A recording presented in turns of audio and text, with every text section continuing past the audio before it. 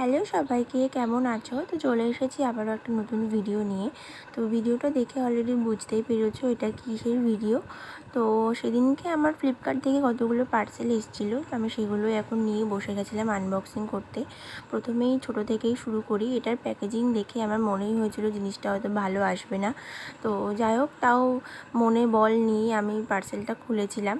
তো এটা একটা ব্যাগ ছিল, ব্যাগটা সুন্দর ছিল, কোয়ালিটিটাও সুন্দর ছিল, কিন্তু আমি যেই কালারটা অর্ডার করেছিলাম সেই কালারটা আসেনি। আমি অর্ডার করেছিলাম পার্পল কালার, আর দিয়ে দিয়েছিল গোল্ডেন কালার। আর ব্যাগটা যতটা আশা করেছিলাম ততটা ভালো নয়। এরকম একটা ব্যাগ আমার অলরেডি অফলাইন দিয়ে কেনা আছে, তো সেরকম ব্যাগটা নয়। তো আর এর সাথে একটা অ্যাডজাস্টেবল বেল্টও ছিল, তোমরা তোমাদের সুবিধা অনুযায়ী এটাকে অ্যাডজাস্ট করে নিতে পারবে। তো ব্যাগটা এমনিতে ভালো ছিল, বাট আমার পছন্দ হয়নি। যদি ওই কালারটা আসতো, বাট আমি যতটা এক্সপেক্ট করেছিলাম ততটা আসলে আমি আরও খুশি হতাম। তো এটা আমি রিটার্ন করে দেবো। নেক্সট পার্সেলটা আনবক্সিং করি। এটাতে ছিল একটা শাড়ি। আমি ফ্লিপকার্ট থেকে নিয়ে আবারও আমার সাথে একদম স্ক্যাম ঘটে গেল একদম। আমি ভেবেছিলাম হয়তো এটা ভালো আসবে, বাট আসেনি। এর আগেও ফ্লিপকার্ট থেকে আমি 2-3 বার শাড়ি অর্ডার করেছি, বাট ভালো আসেনি, আমি ভালো পাইনি। তো এটার ডিজাইনটা যেরকম ছিল সেরকমই এসেছে, কালারটাও যেরকম ছিল সেরকমই এসেছে, কিন্তু কাপড়ের কোয়ালিটিটা আমার একদম ভালো লাগেনি। মানে যখন অর্ডার করেছিলাম আমি রেটিং দেখেই অর্ডার করেছিলাম, বাট আমি জানি না সবাই এত ভালো রেটিং কী করে দেয় এরকম জঘন্য কাপড় পেয়েও, নাকি আমার সাথে এরকম স্ক্যাম ঘটে গেল বুঝতে পারলাম না।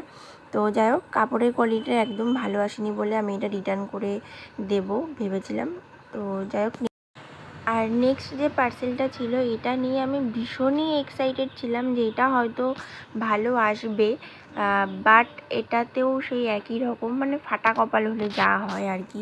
মানে আমার কি বলবো, আমার এতটাই রাগ হচ্ছিল নিজের উপরে। এই শাড়িটা আমি অনেককে পরতে দেখেছি বলেই আমি নিয়েছিলাম, আমার ফ্রেন্ড সার্কেলেই অনেককে দেখেছিলাম, বাট জানি না তাদেরটা কী করে ভালো এসেছিলো। শাড়িটার কোয়ালিটিটা খুবই ভালো ছিল, কালারটাও খুব সুন্দর ছিল। আর এই শাড়িটার মোস্ট অ্যাট্রাকটিভ পার্ট যেটা ছিল এটা হলো ব্লাউজ পিস। ব্লাউজ পিসেই বেশি কাজ করা থাকে শাড়িটার তুলনায়, শাড়িটা সেরকম কোনো কাজ করা থাকে না।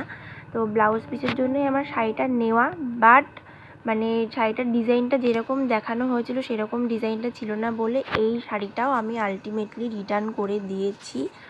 তো যাই হোক, এই হলো শপিং ভিডিও। তো আমার ফাটা কপাল নিয়ে আমি এগুলো রিটার্ন করতে লাগি। তোমরা তখন আমার চ্যানেলটাকে সাবস্ক্রাইব করতে